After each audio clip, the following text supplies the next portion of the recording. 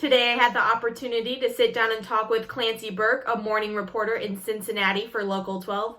Not only is she a reporter, she also runs her own YouTube channel with over 450,000 subscribers. What inspired you to become a news reporter and drew you to broadcasting in particular? So I went into college thinking I was going to do print journalism. So I was always very intrigued by the news. I was always the type of person who asked a lot of questions. Like I just was so into that. But I thought I was going to be doing print journalism until I kind of just got more into the world of cameras and how you could just create such cool stuff and make it interesting for people to watch and want them to learn about. So I got very into that. And then the next thing you know, I was just taking all these broadcast journalism classes, and I actually didn't decide I wanted to be a reporter though until my second semester, senior year of college. Oh, Like that wow. was when I made the decision and was like, let's scramble and just put together a reel and let's do this. And oh my gosh, it was the best decision I ever made. That's awesome. That's what I really like about broadcasting too, because at first I was looking at print, but I think it's so cool how you can visually tell the story. Like it really grabs people's attention. Exactly. Like I still love writing, don't get me wrong, but there's just something so much more engaging about broadcast. Yeah.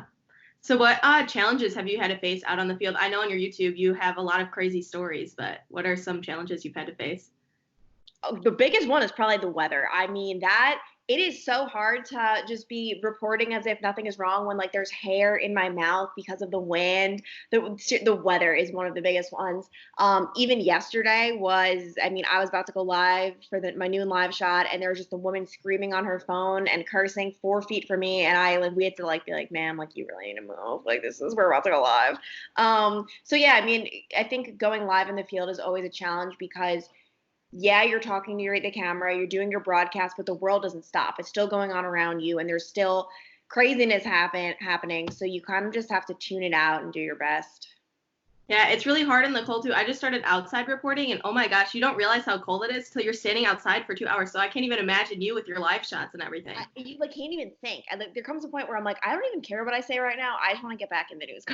Yeah, I feel like your mouth gets numb and everything, and then you're slurring on your words. It's the worst. Yes, there are so many times I'm like, I can't enunciate. I really can't.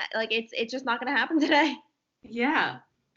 So I've also seen in a lot of your videos too, you'll talk about just how unpredictable your job is. Like you'll go out to the field thinking this is your story, but then there's breaking news and you're like, oh, I'm going here today. So how do you handle the stress of the unpredictability of your job? I feel like you just have to go into each day knowing you're not gonna know what to expect. I think the way that it would make you feel very anxious is if you go into each day thinking, okay, this is what I'm going to do, because that's most of the time that's not going to happen. So I think just the fact that I know, oh, who knows what's going to happen in an hour, that really makes me not feel anxious just because I'm prepared for it. I know it's going to happen. I know it's part of the job. So yeah, I think you just really need to be prepared for that Yeah, mentally. it's hard too because I feel like you try to pre-plan, but then it completely changes. So you can't pre-plan. So I know, but then of course the one day you don't pre-plan, nothing happens, and it's like, oh wow, what do we do? So it's so much time. so fun. Yeah. Awesome. And then I was also looking too. So I know you interned at a sports place, correct? It was somewhere in Yeah. New York. Yeah. Yeah. So and right now you just do news reporting. Is that Yeah. correct? So are you moving forward? What are your career aspirations? Are you set on news reporting? Are you interested in sports? Do you hope to anchor? I interned at Madison Square Garden in New York, and I've always been so interested in sports. I actually was considering being a sports reporter, but when I got into news, that's all. I like news way better than sports. So I don't see myself going that route. And then my plans for the future, I have no idea. And when I say that in the most genuine way, I truly have no idea. And I mean, I kind of like that though. I like keeping it open because who knows where I'll be or what I'll want. Eventually, I kind of am just going with the flow, playing it by ear, seeing what opportunities come my way. I mean, I know I love what I'm doing now, but I am just taking this, which is very weird to me. I'm a type A person. I am a planner. I make lists. There's a list on my fridge back there. Um, so this is weird for me, but truly with my career, I just kind of let it just, I'm very go with the flow. That's awesome. Yeah, 'cause I know too. I've been debating on what field I want to go into, but I feel like there's time to gain experience from where you're at too. You can just see where it takes you. But Yeah. yeah, that's awesome. So also too, I know in your videos, I know I'm talking a lot about your videos because I'm just a really big fan. I love watching it. You talk about like how you're live, so obviously you'll make mistakes sometimes, which happens, but as a broadcast journalist, like it's on live TV, which everyone can see. So how do you just handle coping with that and just dealing with making mistakes? Yeah, I mean, okay, so this is something in the very beginning. If I even had the slightest mess up, it would ruin my week. I mean, it was like, it's all I could think about. I can't believe I did that. So I think the key to getting over it is just by making the mistakes and realizing the world didn't end. Because to the, like right now, I can make, oh, I don't want to say any mistake. There are certain ones that I would be very not happy about. But I mess up and I don't even think twice about it. I'm like, oh, okay, I'm human. And I think you just have to remember that it's live. It's happening now, and then people forget about it in 5 seconds.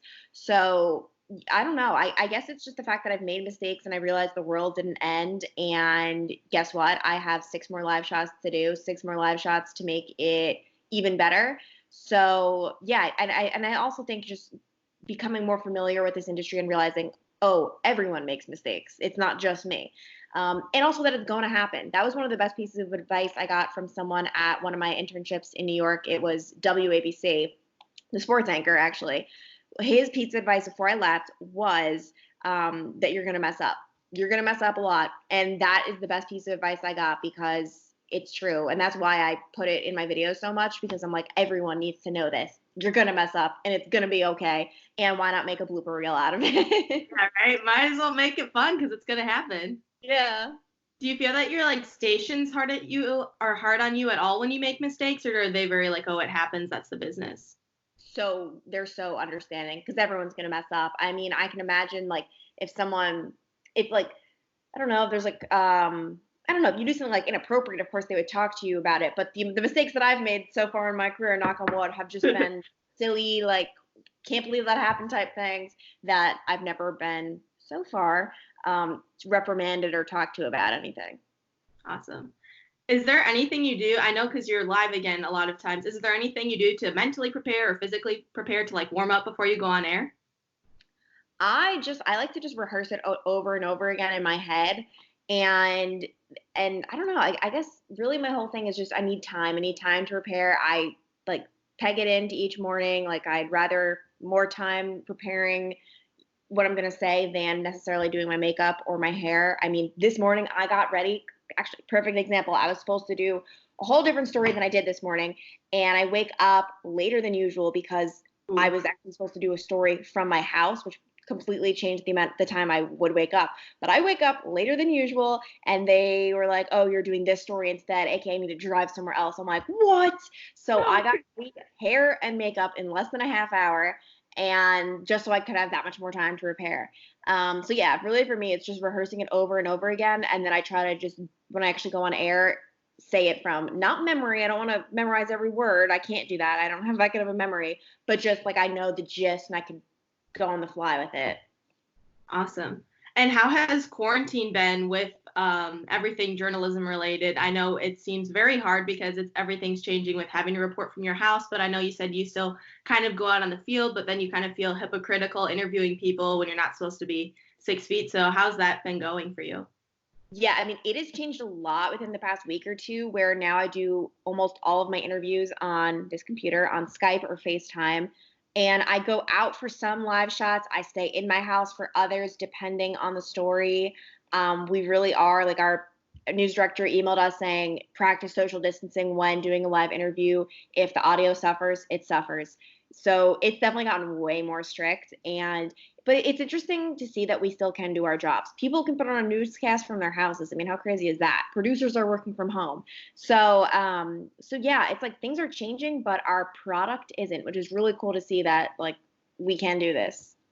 Yeah, that is so awesome. Um, and just what makes you so unique too is just your YouTube success. So, what do you like attribute like getting all these followers? Do you feel like it really kicked off once you started posting more about broadcasting, or? Yeah, I think once I started posting about broadcasting, that's when I gained a lot of followers. And I think it's just because there aren't many people doing it.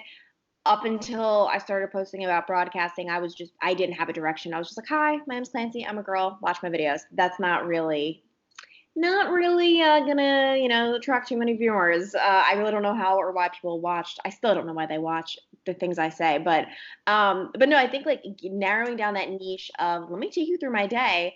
I think everyone's kind of intrigued by what other people are doing. There's just something about it. Like I love watching doctor videos on YouTube because I'm like, oh, what's it like being a doctor? So yeah, I think like just narrowing that down that niche and just showing a whole another side to things that people normally don't see. You see the broadcast on TV, but you don't see what goes on behind the scenes.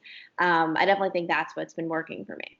Yeah, and it's ever changing too, so I feel like your day's always different and you always have a new story to tell because everybody has a new story to tell with your job. So that's awesome. Yes, I know. I'm thankful for that. And then I'm just curious too, so are you normally like MMJ, so do you record too, or do you normally have a photographer with you when you go out? Because I've seen in some of your videos you have someone with you, but I didn't know if that was new or. Yeah, so I always have a photographer at my station because of the union. I'm actually not allowed to shoot my own stuff. Like I would actually get in trouble.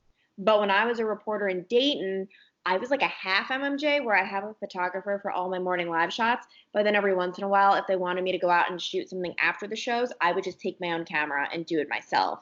So I've been an MMJ in a way, not a true MMJ, let's be real here, but just a little bit. Awesome. And then what advice would you give to me or other women who are aspiring to be news reporters? Um, I mean, my biggest thing that I'll always give to people is just don't be afraid to mess up because that is what is going to hinder you in the beginning. That is seriously the reason that I was so uncomfortable on camera, why my live shots weren't good. I was so scared of messing up that I could barely talk. So I think you just need to go into it fearlessly. And I know it's so much easier said than done. Listen, you're going to have your first few live shots where you are nervous and you're scared of messing up. Once you get into your rhythm, just remember talk. Just talk as if it is your mom or your dad or your friend. Don't try to put on a fake news reporter voice. That's what I tried to do in the beginning. Oh my gosh. No, like what will make you stand out and shine is if the viewer tunes in and it's, oh my gosh, she's just having a conversation with me. Like that is what people want. So yeah, definitely, don't think of the video camera as the video camera. Think about it as just a friend. I'm just telling a friend what happened here, whether it's a shooting or a fire or a fun story. You're just telling a friend. Yeah, and you know what? It's okay to be nervous, but just remember it's okay to mess up and it's going to happen.